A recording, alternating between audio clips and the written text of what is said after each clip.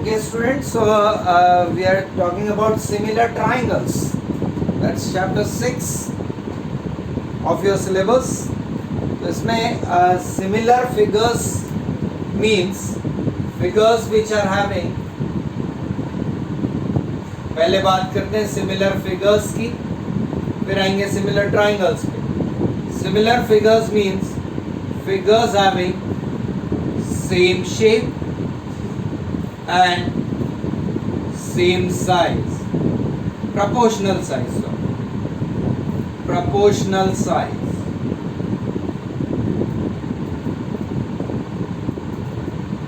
जैसा कि कल एक एग्जाम्पल लिया था हमने, हमारे फोटोग्राफ के अलग अलग साइज में फोटोग्राफ्स कंसिडर किए थे. वैसे ही यदि हम ताजमहल के एक छोटा सा मिनिएचर फोटो, देन इसका enlarged view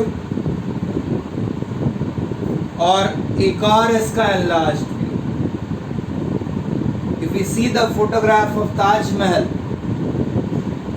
then you would find that as the dimensions of the photograph increases in a certain ratio, and its parts, for example a minaret,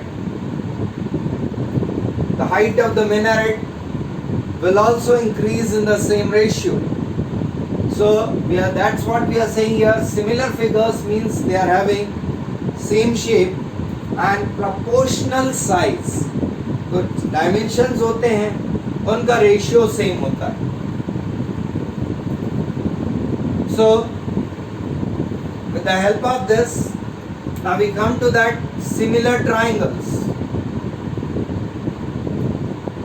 Similar triangles.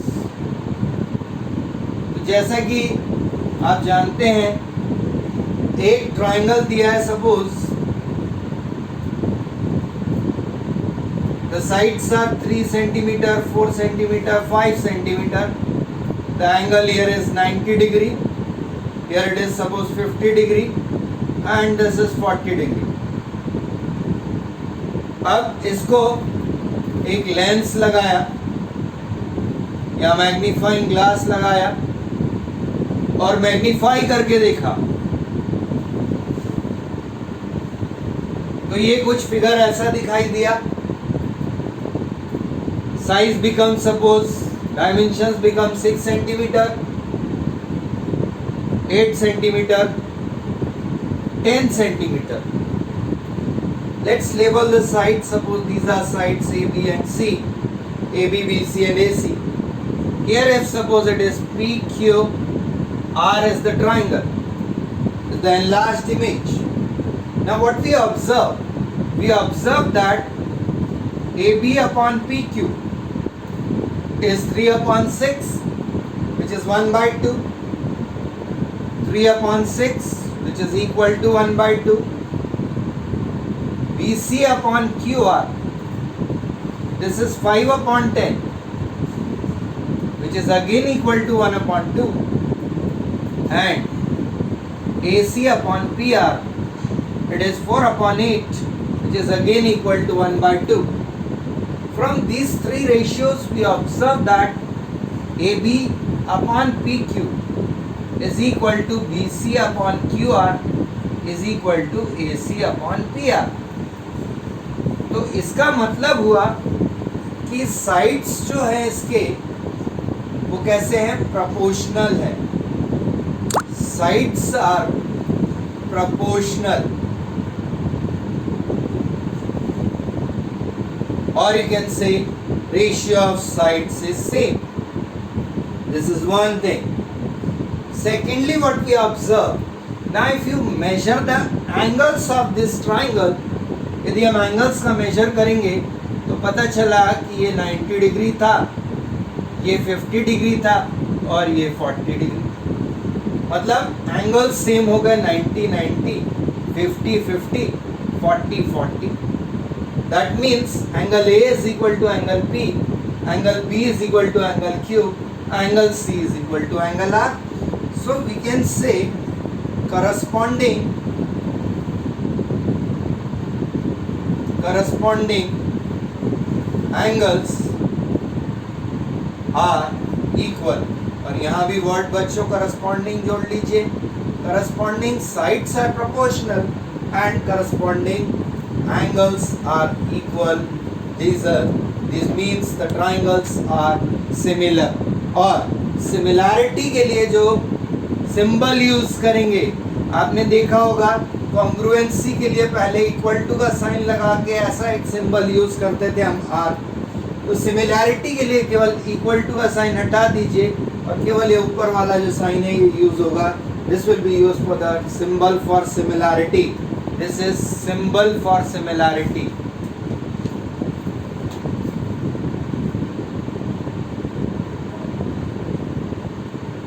Okay. Now as we have said here, A corresponds to P. A किसके corresponding है? P के corresponding है. इसका मतलब triangle A, B, C will be similar to triangle. A का corresponding है P, तो हम लिखेंगे triangle P. B का corresponding है Q, तो PQ. और C का corresponding है R. That means triangle ABC is similar to triangle PQR. This we will write it. Okay, just note it down. This is one example and the definition of similar triangles.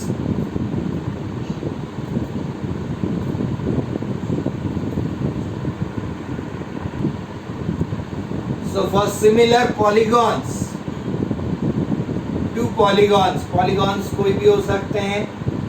Triangles, quadrilateral, दो triangles, दो quadrilaterals, दो pentagons, दो hexagon, like this.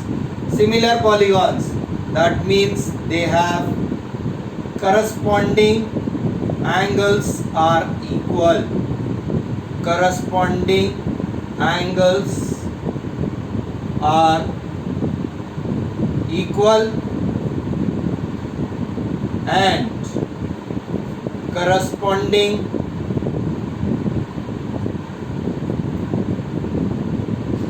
sides are proportional.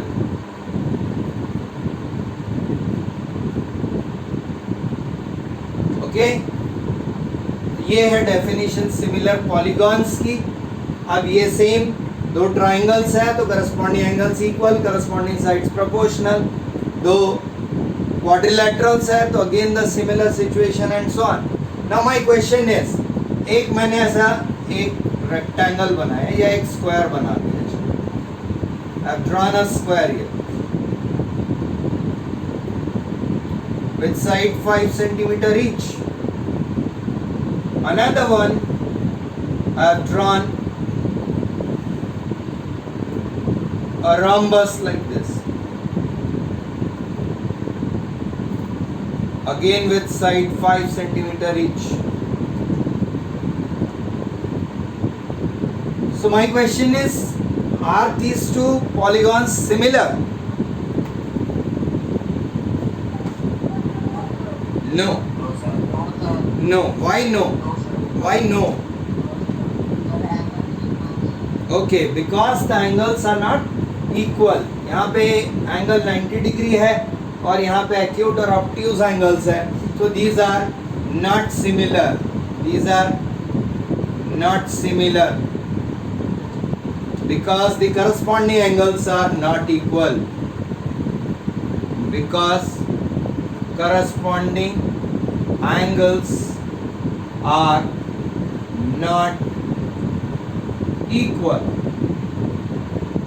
Okay, एक और example लेते हैं.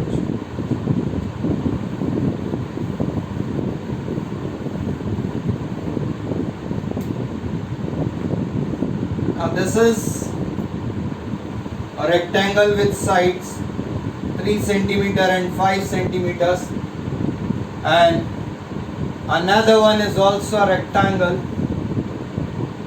with sides 4 centimeter and 8 centimeters. Are they similar?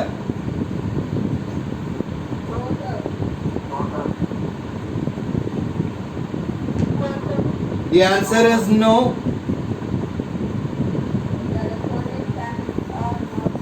Yes, corresponding sides are not proportional, because if you find out the ratio, 3 by 4 is not equal to 5 by 8.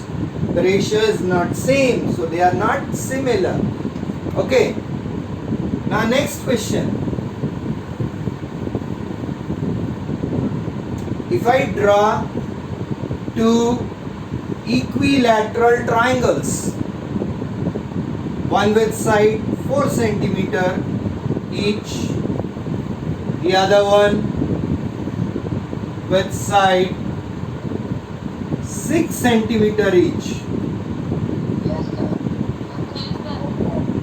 are they similar? Yes, definitely they are. क्योंकि यहाँ पे दोनों condition fulfil हो रही है बच्चों, sides भी proportional है और करस्पॉन्डिंग एंगल्स भी इक्वल है, right? So definitely these two triangles are similar. So you write a note here, एक नोट लिखिएगा, ऑल इक्विलैटरल ट्राइंगल्स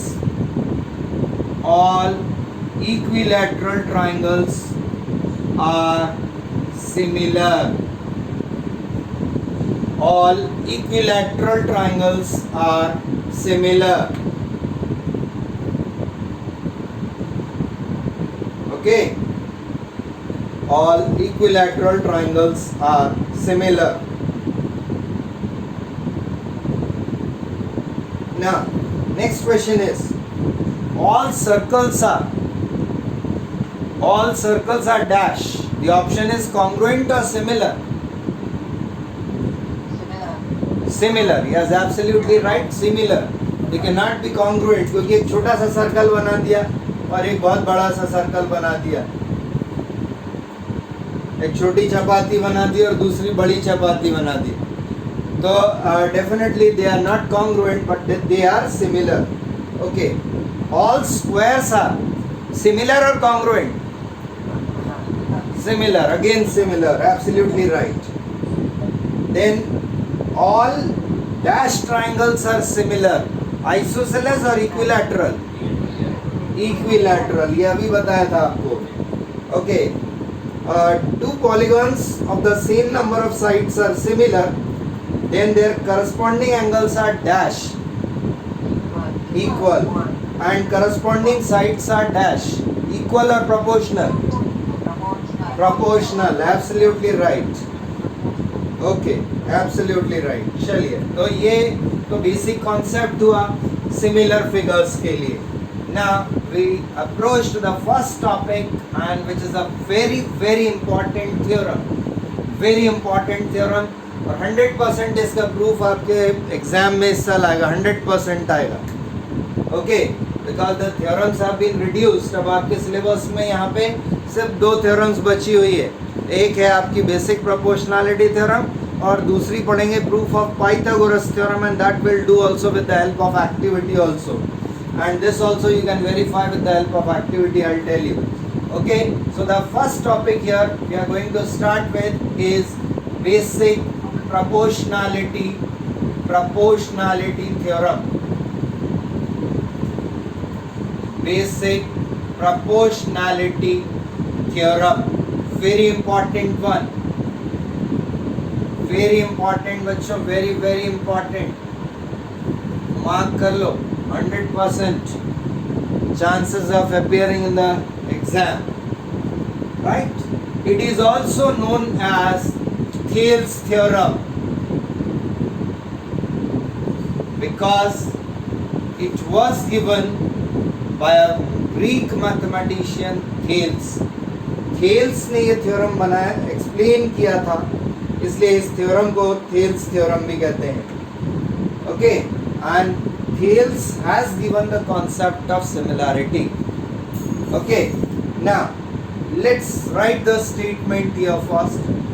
देखिए यहाँ पे जो क्वेश्चन आपका बन सकता है, एक क्वेश्चन ये हो सकता है, state and prove basic proportionality theorem. तो ये डायरेक्ट आपका 4 मार्क्स का क्वेश्चन हुआ. दूसरा ये हो सकता है, स्टेट प्रोपोर्शनैलिटी थ्योरम या state basic proportionality theorem, 1 number का क्वेश्चन होगा, ठीक है. और it may be only prove basic proportionality theorem, या प्रूफ के साथ स्टेटमेंट लिखा होगा, तो वो आपका 4 मार्क्स का क्वेश्चन हुआ, subjective question 4 marks. Okay, so write down the statement. If a line is drawn, if a line is drawn parallel to any one side of a triangle, it divides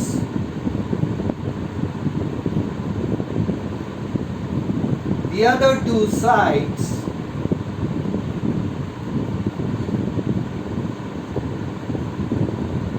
proportionally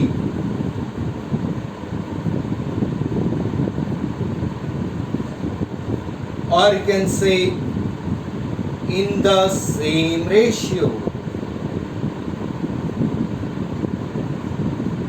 Proportionally का मतलब ये होता है बच्चों same ratio में divide कर रहा है। ओके, अब यहाँ पे देखिएगा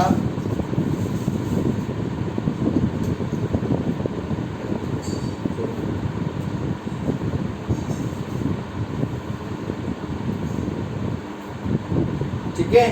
सो if a line is drawn parallel to any one side of a triangle, it divides the other two sides proportionally.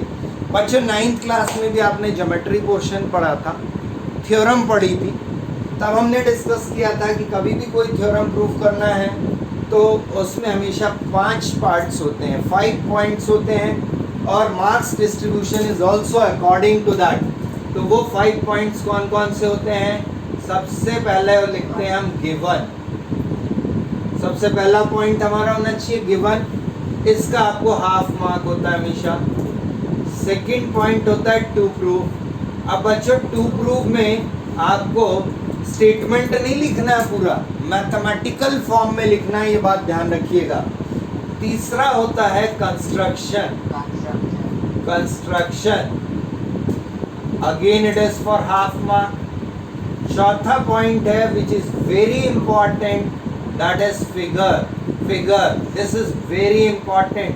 बच्चों आपने पूरी थ्योरम प्रूव कर दी, फिगर नहीं बनाया, you will get 0 mark for that. Okay, because हवा में यदि मैंने कह दिया कि ट्राइंगल ABC है, एक पैरेलल लाइन बनाई थी और उसने इक्वल पार्ट्स में डिवाइड कर दिया, तो कुछ नहीं समझ में आया। तो उसको एक्सप्लेन करने के लिए figure is very very important, और बिना फिगर के आपको 0 मार्क्स मिलेगा, ये ध्यान रखिएगा। So for that figure is important and then comes the proof. Then comes the proof. तो जो प्रूफ होता है वो 2 मार्क्स का होता है। So that makes the total of 4 marks distribution. Okay, clear है बच्चों? ओके, तो चलिए अब हम देखते हैं कि जो स्टेटमेंट हमने लिखा है उसमें क्या गिवन है, क्या प्रूफ करना है, और फिगर कैसे बनेगा। Very important thing. देखिए सब कुछ यहाँ लिखा होता है, आपको अपने दिमाग से कुछ भी एक्स्ट्रा नहीं करना होता है। Only thing is you need to analyse it and apply. तो आप देखिए इफ, तो ये जो इफ वाला पार्ट आपको दिख रहा है ये हमेशा गिवन में आता है। इफ वाला पार्ट हमेशा गिवन में आता है। तो यहाँ से मैं अंडरलाइन कर रहा हूँ रेड मार्कर से, if a line is drawn. Line draw करना है, कहाँ ड्रॉ करना है? पैरेलल ड्रॉ करना है, और किसके parallel? Any one side of a triangle. This is given. इसका मतलब ये हुआ सबसे पहले एक ट्राइंगल ड्रॉ करना है आपको, उसके बाद किसी एक साइड के पैरेलल लाइन ड्रॉ करना है जो कि बाकी 2 साइड्स को कट करेगी। ऐसा नहीं कि कहीं भी पैरेलल बना दिया, जो कि बाकी 2 साइड्स को कट करेगी। तो ये हो गया हमारा गिवन वाला पार्ट। अब आप देखिएगा बच्चों प्रूफ क्या करना है। तो प्रूफ जो है वो कॉमा के बाद वाला पोर्शन, जो कि मैं ग्रीन पेन से आपको हाईलाइट कर रहा हूँ, that was it divides. It मतलब यहाँ पर क्या हुआ बच्चों? लाइन। इट मतलब क्या हुआ? Line. Divides the, what divides? किसको डिवाइड कर रही है? अदर 2 साइड्स को। बाकी बचे हुए दोनों साइड्स को। और कैसे डिवाइड कर रही है? प्रोपोर्शनली डिवाइड कर रही है, मतलब सेम रेशियो में डिवाइड कर रही है। ओके, तो सबसे पहले गिवन के बेसिस पर हम पहले फिगर बना लें, फिर लिखेंगे गिवन क्या है, टू प्रूफ क्या है। ओके, तो पहले मैं एक फिगर बनाता हूं बच्चों, आप देखिएगा ध्यान से, बी केयरफुल। सी, सबसे पहले मैंने कहा था एक ट्राइंगल ड्रॉ करेंगे, तो मैं एक ट्राइंगल बना लेता हूं। I will just draw a triangle. ये मैंने एक ट्राइंगल बना दिया, दिस इज ट्राइंगल एबीसी,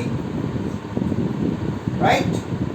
दूसरा, अब यहाँ पे इन्होंने बोला था a line parallel to any one side, तो चलिए यहाँ पे साइड मैंने बीसी लिया और बीसी के पैरेलल एक लाइन बना दी, बीसी के पैरेलल एक लाइन बना दी। ये लिखा मैंने, यहाँ पे डी लिखा है, ये ई लिखा है। Okay, so I have drawn DE parallel to BC. Simple कुछ चीज है जो कि आपको यहाँ पे लिखना है बच्चों गिवन में, वेरी सिंपल वन। गिवन में लिखिए, गिवन होगा क्या, गिवन है, और कुछ भी आपको ऐसा नहीं कि पूरी इंग्लिश लिखना है, लैंग्वेज नहीं लिखना है, सिर्फ मैथमेटिकल फॉर्म में लिखना है, हर चीज मैथमेटिकल में। और ट्राइंगल, तो ट्राइंगल का साइन बना दिया। ए बी सी, तो ए बी सी लिख दीजिए, और triangle A B C in which D E parallel to B C. तो पूरा वर्ड्स में लिखने की जरूरत नहीं है, बार बार बोल रहा हूँ बच्चों, D E parallel to B C. ये हो गया आपका गिवन। अब हम देखते हैं प्रूफ क्या करना था बच्चों, टू प्रूफ। अब हम देखते हैं कि प्रूफ क्या करना था। हमने कहा इट मतलब ये लाइन, इट मतलब ये line divides other two sides. तो अदर टू साइड्स हमारे हैं ए बी और A C. Other two sides कौन से? A B and A C. Divides the other two sides in the same ratio, मतलब ये जो दो पार्ट्स इधर है और ये जो दो पार्ट्स इधर दिखाई दे रहे हैं, इन दोनों का रेशियो सेम होगा। मतलब हमें प्रूव करना है बच्चों A D upon D B ratio. तो A D upon D B equal to A E upon E C, A E upon E C. This is to be prove. Clear बेटा? ये given और to prove ये मुफ्त के number है जो कि स्टेटमेंट में लिखे होते हैं, ठीक है? आपको ध्यान से एनालाइज करना है और वर्ड्स फॉर्म में लिखना है। अब इतना फिगर हमने बनाया, अब आप देखिए कि सिर्फ एक चीज और याद रखिएगा यहाँ पर कि इसमें कंस्ट्रक्शन करना है। कंस्ट्रक्शन करने के लिए यहाँ पर इसको प्रूव करने के लिए हम एरिया ऑफ ट्राइंगल का कॉन्सेप्ट यूज करेंगे। और एरिया ऑफ ट्राइंगल का फॉर्मूला आपको मालूम है सभी को, area of triangle is equal to होता है half base into height. Area of triangle is half base into altitude या half base into corresponding height, ठीक है? तो अब देखिए, जब एरिया ऑफ ट्राइंगल का कॉन्सेप्ट यूज करना है, इसका मतलब साफ है कि हमें कहीं ना कहीं ऑल्टीट्यूड्स ड्रॉ करना पड़ेगा। तो जब ऑल्टीट्यूड्स ड्रॉ करना है, that means let's draw the two altitudes. तो यहाँ पे बीच में जो आपको दो पॉइंट दिख रहे हैं, एक डी और एक ई, तो डी से इधर परपेंडिकुलर बनाइए और ई से इधर परपेंडिकुलर बनाइए। तो यहाँ से डी से एक ऑल्टीट्यूड ड्रॉ किया, draw an altitude D M, draw D M perpendicular to A C, और ई से एक ऑल्टीट्यूड ड्रॉ करेंगे, this is E N. We have drawn two altitudes, that is D M and E N. तो construction में हमें लिखना है बच्चों, कंस्ट्रक्शन कंस्ट्रक्शन जरूर थोड़ा सा याद रखिएगा बच्चों, it's very important part. Draw DM perpendicular to AC and EN perpendicular to AB। और इसके अलावा भी थोड़ा सा कंस्ट्रक्शन होगा, ज्वाइन कर दे इसको यहाँ से EB and DC, also join किसको ज्वाइन किया बच्चों? EB and CD, EB and CD। So this is your construction part। Okay, तो कंस्ट्रक्शन बच्चों आपको याद रखना है। ओके, क्लियर है? राइट, तो यहां तक बच्चों नोट करें। इस किसी को कोई डाउट है तो पूछिए बच्चों। ओके बच्चों, let's discuss the proof now. अभी तक जो हमने किया है इसमें 2 नंबर पक्के हो गए हमारे। अब आगे के 2 नंबर के लिए काम करना है हमको। तो यहां पे देखिएगा, सबसे पहले आप सिर्फ ये देखें टू प्रूफ क्या करना है, AD upon DB equal to AE upon EC। This is to be proved, AD upon DB, AD upon DB equal to AE upon EC। बच्चों ये प्रूफ करना, ठीक है? तो अब यहां पे देखिएगा, ध्यान से देखिए आप, AD अपॉन DB, तो ये जो AD और DB है ये किसके पार्ट्स है? AB के पार्ट्स है, ठीक है? AD और DB किसके पार्ट्स है? AB के पार्ट्स है।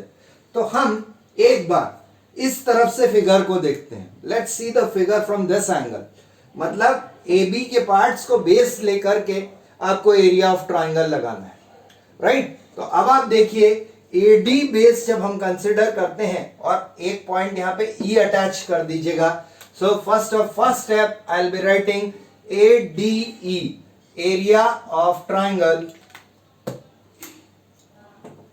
Area of triangle ADE upon area of triangle. Denominator में DB है, E लगाना है सिर्फ, area of triangle DBE, area of triangle ADE upon area of triangle DBE। तो अभी हमने देखा था कि आप यदि AD, we have drawn EN is perpendicular to AB, means EN will be the altitude corresponding to AB corresponding to AD corresponding to DB। कौन सा ऑल्टीट्यूड होगा? EN होगा ऑल्टीट्यूड। तो यहां हाफ बेस इंटू हाइट का formula लगाते हैं, तो बेस हमारा होगा AD, बेस AD। तो I write it like this, half base है हमारा AD, और ऑल्टीट्यूड जो है that is EN is the altitude, EN is the altitude, right? Upon, अब दूसरा ट्राइंगल देखिए बच्चों, BDE। अब इसमें DB को बेस लेंगे, हाफ DB हमारा बेस हो गया, ऑल्टीट्यूड सेम रहेगा EN will be the altitude, same altitude, EN will be the altitude, clear? Because this EN is perpendicular to AD as well as DB। अब यहां पर ये हाफ EN कैंसिल, हमारे पास बचा है सिर्फ AD upon DB।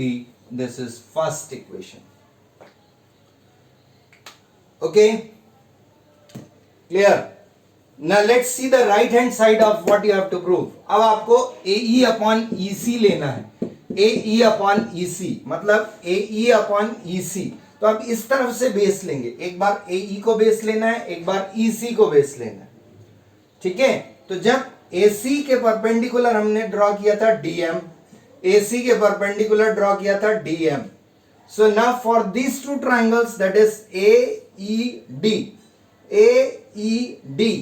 and CED, base AE साथ में D लगाना है, AED, फिर बेस EC साथ में D लगाना है, तो ECD, ठीक है? तो हम लिखेंगे area of triangle ADE upon area of triangle CDE equal to, again we see that, half base AE into altitude, DM is the altitude, तो DM लिखा यहां पर, DM is the altitude, okay, upon half base EC, altitude again DM, same altitude, DM altitude। तो यहां पे आप देखिए half half, DM DM cancel, आपके पास बचा हुआ है the remaining is only A E upon E C. This is equation number 2. Okay, now what we observe here. अब यहां पे क्या देखते हैं, यहां पे देखिए लेफ्ट हैंड साइड में ADE दोनों का न्यूमरेटर सेम है. अब हमें सिर्फ डिनोमिनेटर कंपेयर करना है. Let's see the denominator. Denominator is DBE. ये दिख रहा है आपको DBE, ये हाईलाइट कर रहा हूं बच्चों, ध्यान से देखिएगा. This is DBE, this is your DBE. Okay, and the other one is this one, DEC. ठीक है, DEC या CDE. तो एक है BDE, दूसरा है CDE.